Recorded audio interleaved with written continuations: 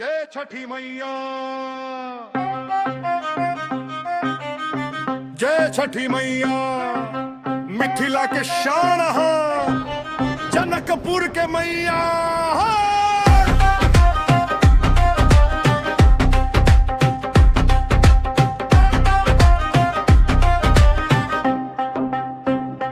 जनकपुर घाट पर अर्घ दैत छी हम, छठी मैया राखू लाज ही के लाल हम। कोसी भरल दीप जरल चारू दिस, मिथिला गूंजे जय छठी मैया हरदम। जनकपुर घाट पर अर्घ दैत छी हम, छठी मैया राखू लाज ही के लाल हम। कोसी भरल दीप जरल चारू दिस, मिथिला गूंजे जय छठी मैया हरदम।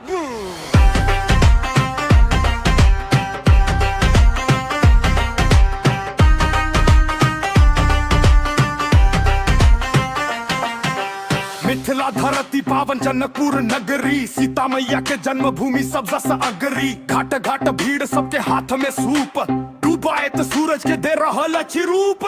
नदी किनारे गीत गूंजे चारू ओर, नहाए खाए से शुरू नियम कठोर। कांच ही बांस के बहंदी सजल थार, फल फूल ठेकुआ श्रद्धा अपार। घाट पर अर्घ दैत छी हम, छठी मैया राखू लाज ही के लाल हम। कोसी भरल दीप जरल चारू दिस, मिथिला गूंजे जय छठी मैया हरदम। जनकपुर घाट पर अर्घ दैत छी हम, छठी मैया राखू लाज ही के लाल हम। कोसी भरल दीप जरल चारू दिस, मिथिला गूंजे जय छठी मैया हरदम।